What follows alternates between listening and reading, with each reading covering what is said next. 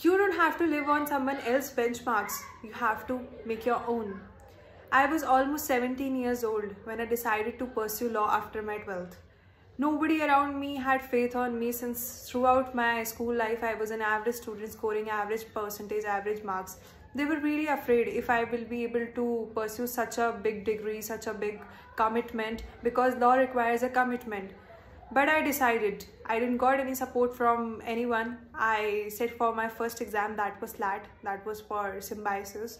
And I was apparently not able to clear up with the exam. I didn't got the Pune campus, which is the main campus, but I got Noida campus. I went back to my parents, said that this is what my results are. They didn't even care about that thing during that time because they thought that I would be doing really amazing in the field of management. So they asked me to join the college for my graduation in the field of BBA.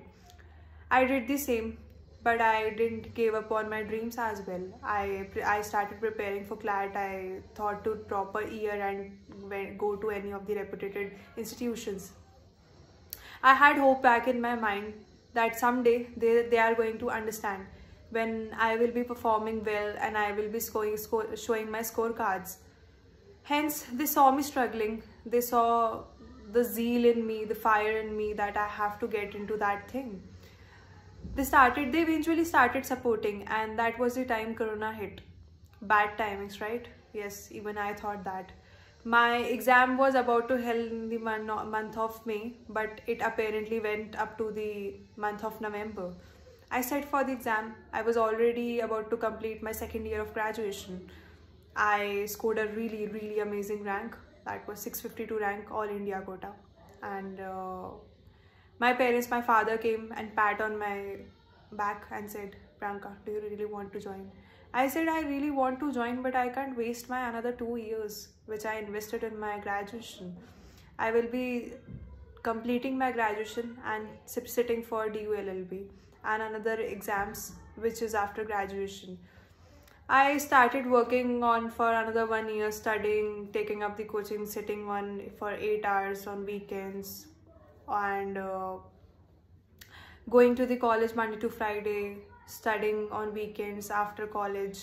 I was really optimistic that I'll clear the exam. So did I. But the exam again got delayed due to the after effects of Corona. So my exam happened on 19th October 2022. I was really happy after the exam since I thought that I performed really well, and I was relaxing, and 3 to 4 days after the exam I got the news that in some of the states the exam paper got leaked and most of the selections are happening from there. So NT has decided to conduct the exam again. My heart broke. I was shuttered in tears. 3 years down the line and still this was the result I was getting. I worked very hard. I did everything to achieve my dream, but as you say, destiny. I stopped over there. I thought that this is the end. I can't let my career go like this because I already completed my graduation, and I was not able to take admissions. I didn't set for CLAT. I didn't set for CAT that year, and everybody around me was preparing for MBA and making their career in the management. I decided at that moment that I gave my best. I gave my whole 3 years, whole important 3 years of graduation, studying. When the people were relaxing during the Corona time, I was studying for my CLAT, and this is the result I was getting. After that also I was in my final year studying for this exam DULLB, and this is the result I was getting. So maybe this thing is not meant for me. Maybe the universe is trying to show me something better.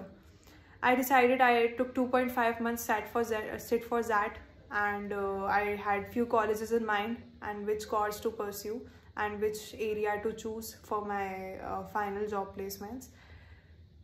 So finally I took the admission into Jaipuria, and 17th of July 2023 I joined the college. Hence I was feeling very bagged. I was feeling very low when I joined the college. Throughout 3 months were very difficult for me. that if I would be able to do it or not, and that pressure lagged me, that I failed in one area, and will I be able to perform here? Will I be able to pursue this field with that zeal, that enthusiasm? But hence 7 months down the line, I feel so.